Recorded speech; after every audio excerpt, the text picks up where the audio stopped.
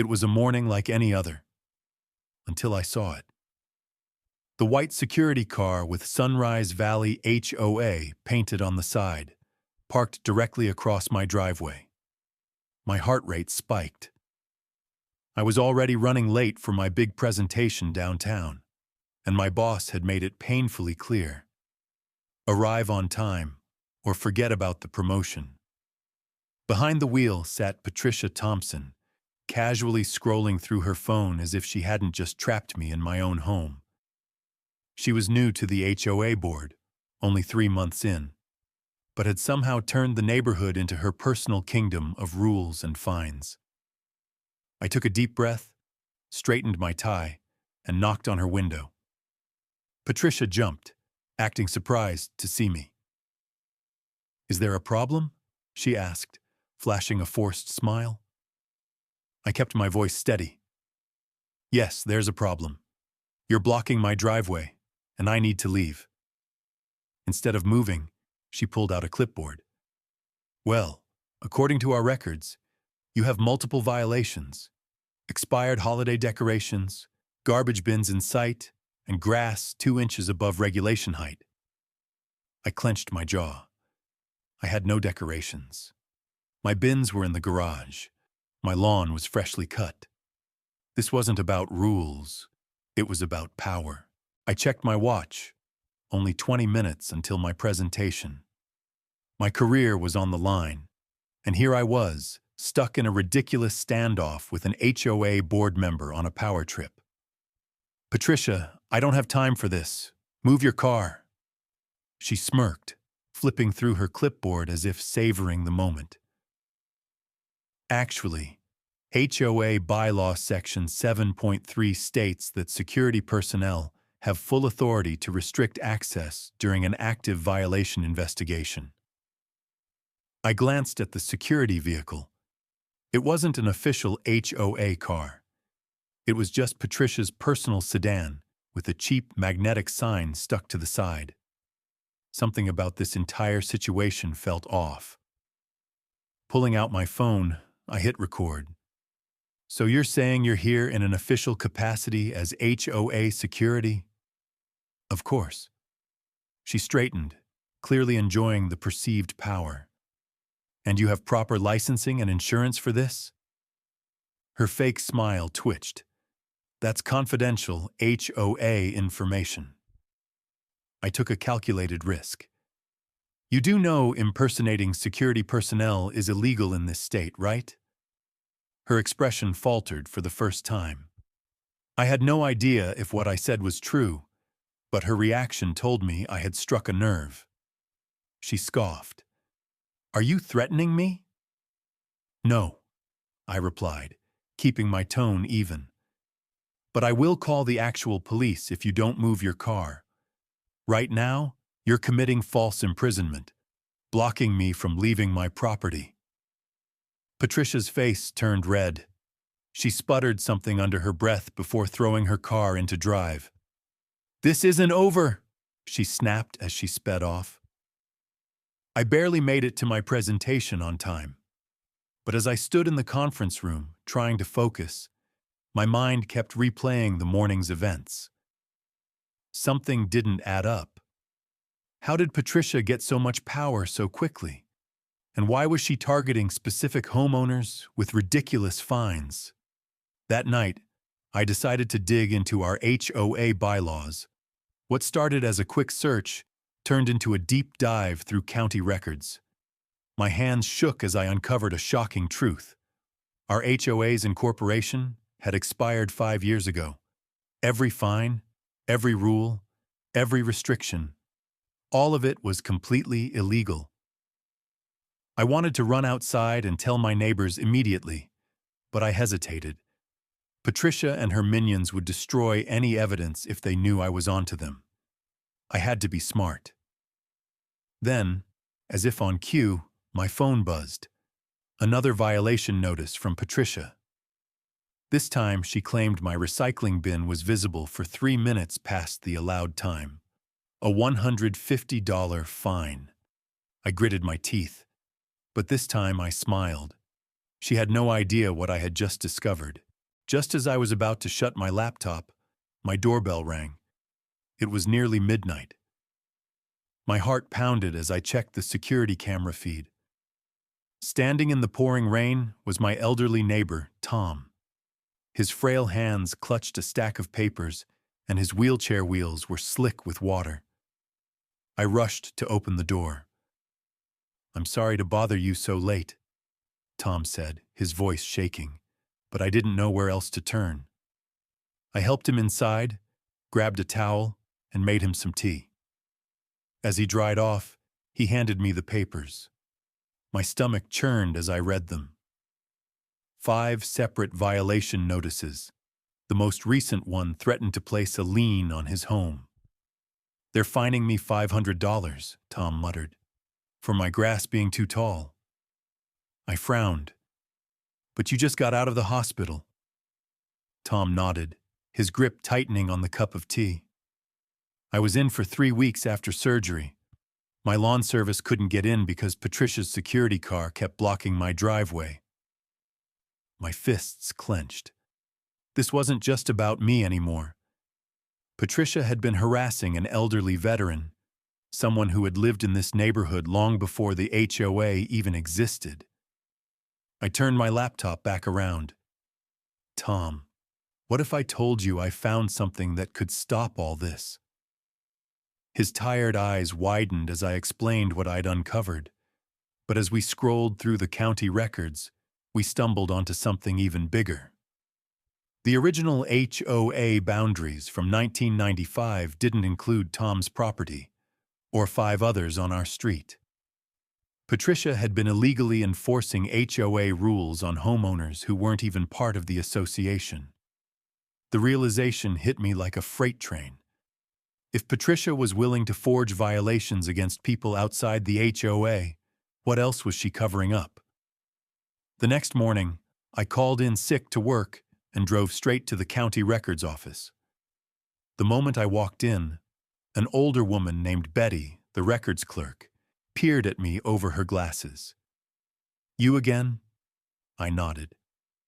"I need every document you have on Sunrise Valley HOA."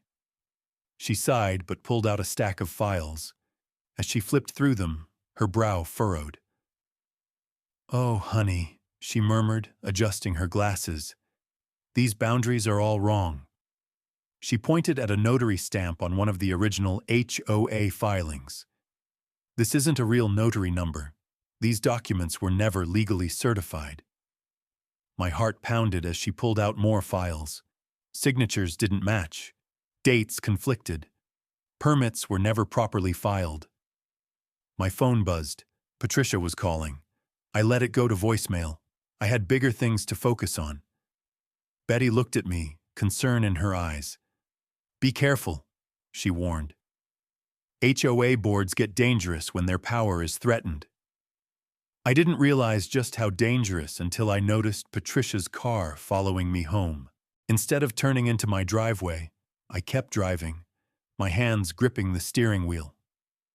In my rearview mirror, Patricia's so-called security vehicle tailed me, her headlights glaring through the rain-soaked streets. My heart pounded. Betty's warning echoed in my head. I made a sharp turn, straight into the local police station parking lot. As expected, Patricia immediately slammed on her brakes and sped off in the opposite direction. Guilty behavior. Inside, I approached the front desk. "I need to file a harassment report." The officer on duty, a man in his 40s with tired eyes, nodded. "What's going on?" I pulled out my phone and showed him the videos. "Patricia Thompson, the head of our HOA, has been blocking driveways, issuing fraudulent fines, and now she's following me." The officer frowned. "HOA security?" "She's not real security," I said. "She's using a personal car with a fake magnetic sign." The officer's frown deepened. "Do they have proper licensing?" He turned his computer screen toward me. "Because I don't see any security firm registered under your HOA's name." Another crack in Patricia's empire. By the time I got home, 3 more violation notices were stuffed in my mailbox. I laughed. She was panicking. That night, as I organized all my evidence, property maps, violation notices, emails, and videos, a knock at my door interrupted me. It was Maria, my neighbor. Her eyes were red from crying. "They're making me tear down my garden." I let her inside, my stomach twisting with anger. Maria had planted that garden in memory of her late husband. Patricia had declared it unapproved landscaping and threatened her with daily fines. I clenched my jaw. It's time to fight back. The next evening, 20 of my neighbors slipped into my garage, their faces a mix of fear and anger. Some clutched violation notices. Others had financial records.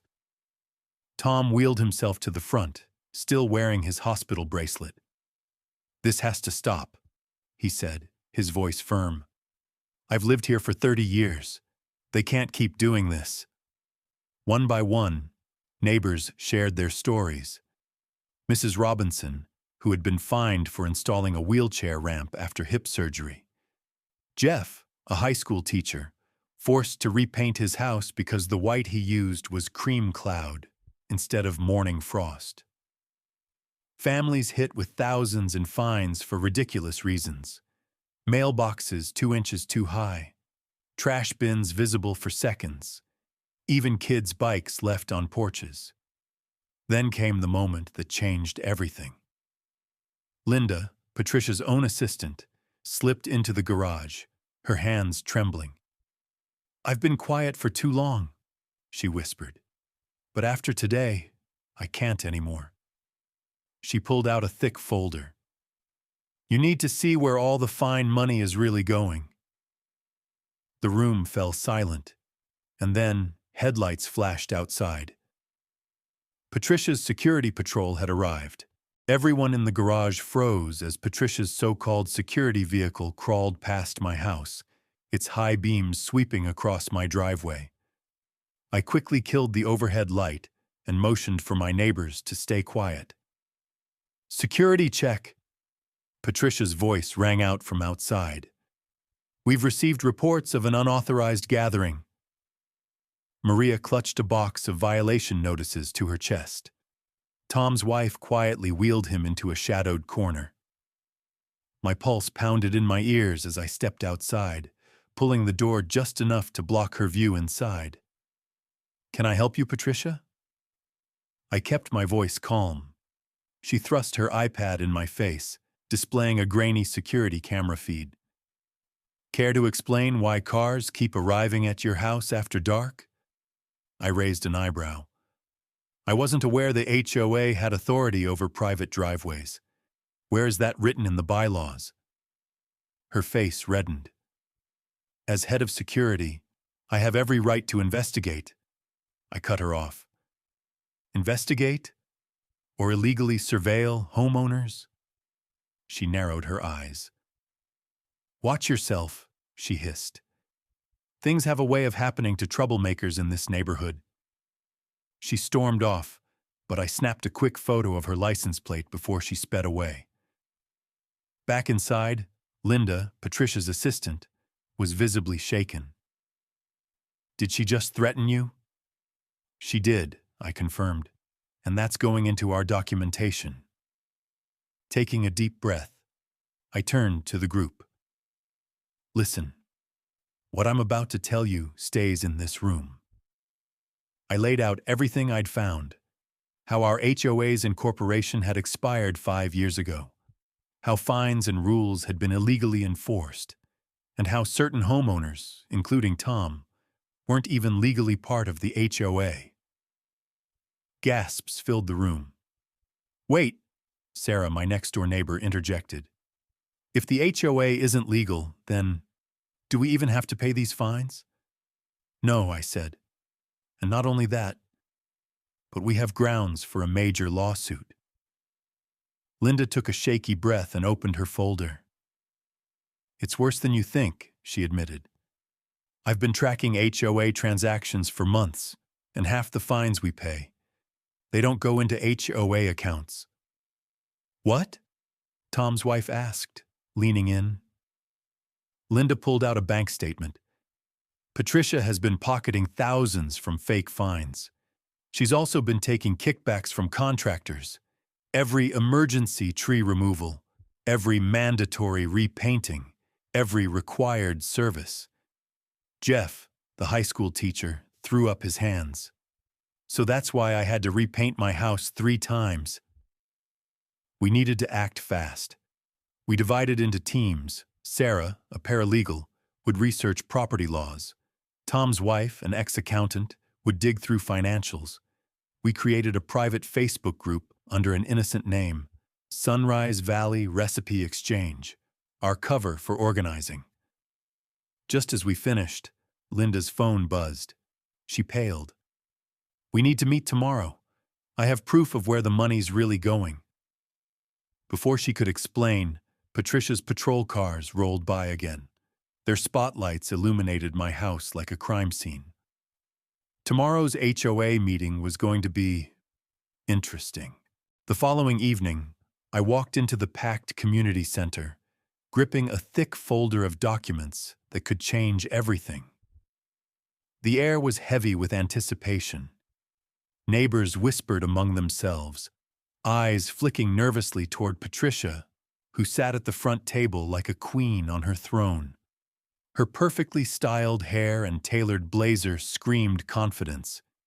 But I could see it, the tension in her jaw, the nervous tapping of her manicured nails against the wooden table.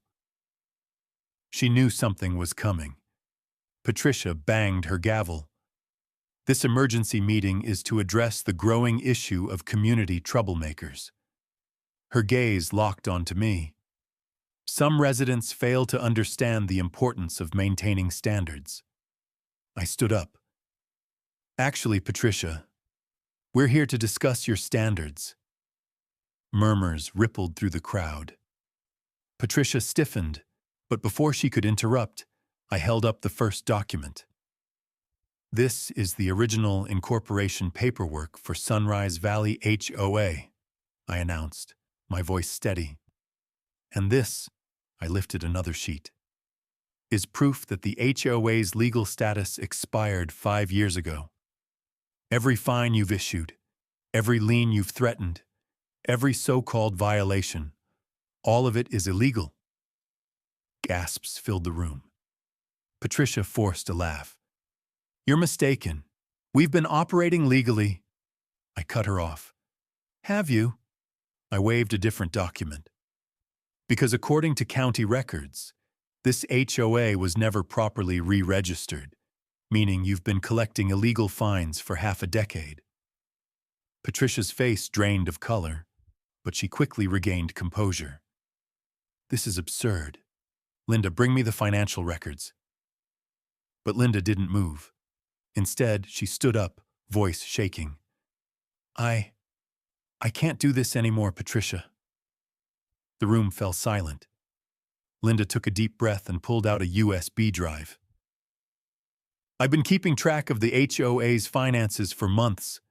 Half of the fines don't go into the HOA account. They go straight into your personal bank account. Chaos erupted. Neighbors gasped, voices rising in anger. Jeff, the art teacher, shot up from his seat. Is that why I had to repaint my house 3 times? Maria's eyes filled with tears. Did my garden gnome fines pay for your new car? Patricia's carefully curated mask finally cracked. These are lies, she shrieked, slamming a stack of papers on the table. I have signed contracts with developers. 1 word from me, and your property values will tank so hard you'll never recover. The fear in the room was palpable. Homeowners clutched their seats. But then, Mrs. Robinson, our elderly neighbor fined for installing a wheelchair ramp, wheeled herself forward. Go ahead, she said, voice strong. Post whatever you want. I'd rather live in a neighborhood that supports each other than one ruled by fear. Silence. Then, one by one, my neighbors nodded. And that's when I saw it. Patricia, frantically typing on her phone, smiling. Something wasn't right. Before I could react, Patricia hit send on whatever she had just typed. Her smile widened as her phone buzzed repeatedly. My stomach sank. What had she done? Then my phone vibrated, and then another. All around the room, neighbors checked their devices as notifications rolled in. Maria gasped. Jeff turned pale. Tom clenched his jaw. Patricia leaned back in her chair, triumphant. I just sent out a community-wide email with every single violation on record. Photos, fines, complaints. Every late trash bin, every overgrown lawn, every unapproved decoration. By tomorrow morning, local realtors and home appraisers will see just how unstable this neighborhood is. Your home values will drop overnight. She thought she had won, but she didn't expect what happened next. Sarah, my next-door neighbor, started laughing, loud, genuine. And then, so did I. Maria, Tom, even Mrs. Robinson, all of them began chuckling, shaking their heads in disbelief. Patricia frowned. What's so funny? I wiped a tear from my eye. Patricia, you just sent proof of your own crimes to every single homeowner in this community. She blinked. I turned my phone around, showing the email. These violations are the same ones we just proved were illegally enforced. You just handed us the perfect evidence for a class action lawsuit. Her smirk faded. Jeff, the art teacher, stood up. You fined me $500 for using the wrong shade of white on my house. He looked around the room. Who else has been fined for something ridiculous? Hands shot up. You fined me for my Christmas lights in February, Sarah yelled. You fined me for my wheelchair ramp, Mrs. Robinson added. My grass was half an inch too tall, and you sent me a $150 notice, another neighbor called out. The room erupted. Neighbors who had been scared to speak finally found their voices. People began pulling out their phones, forwarding the email to local news stations, the state auditor, and lawyers. Patricia realized too late that she had doomed herself. That's when the police arrived. Officer Martinez stepped through the crowd. Patricia Thompson? She went rigid. We have reason to believe you've engaged in financial fraud, harassment, and falsification of legal documents. We need you to come with us. Patricia bolted for the exit, but Tom, despite being in a wheelchair, blocked the doorway. You're not getting away this time, he said firmly. Linda, Patricia's former assistant, stepped forward and held up a second USB drive. I sent everything to the state attorney this morning. You're done. Patricia screamed as the officers cuffed her. You'll regret this. I built this neighborhood. You'll all be nothing without me. But nobody listened. As she was escorted out, neighbors hugged. People who had never spoken were now laughing, talking, uniting. We had won. But the real work was just beginning. As the police car carrying Patricia disappeared down the street, a sense of relief washed over our neighborhood. For years, we had lived in fear of petty fines, unreasonable restrictions, and an HOA that existed solely to drain us of our money and peace of mind. But now, for the first time, we were free. In the days that followed, we peeled off the ridiculous violation stickers from our homes, threw out the endless HOA notices, and finally started rebuilding our community, not with rules and punishments, but with trust and kindness. Maria's garden stayed. Mrs. Robinson kept her wheelchair ramp. Jeff repainted his house any color he wanted. And me? I planted a new oak tree in place of the one Patricia had destroyed. It wasn't just a tree. It was a symbol of resilience, of standing tall despite the storm. Sometimes, the worst rules are the ones we blindly follow, thinking we have no choice. But when people come together, no corrupt system is strong enough to stand against them. This isn't just a story. It's reality for millions of homeowners across the country. HOAs were meant to protect property values, but too often, they become breeding grounds for abuse of power. If you're dealing with a corrupt HOA, know your rights. Research your neighborhood's bylaws. Check if your HOA is legally registered. Keep records of fines, harassment, and misconduct. And most importantly, don't fight alone. Communities are strongest when they stand together. After our victory, we formed a real neighborhood association, not an HOA, but a group dedicated to helping each other. And funny enough, our property values actually went up. Turns out a neighborhood that thrives on support instead of control is the kind of place people actually want to live. Because in the end, the best communities aren't built on rules, they're built on people. If you've ever had a nightmare HOA experience, share your story in the comments. And don't forget to like and subscribe for more eye-opening stories like this one.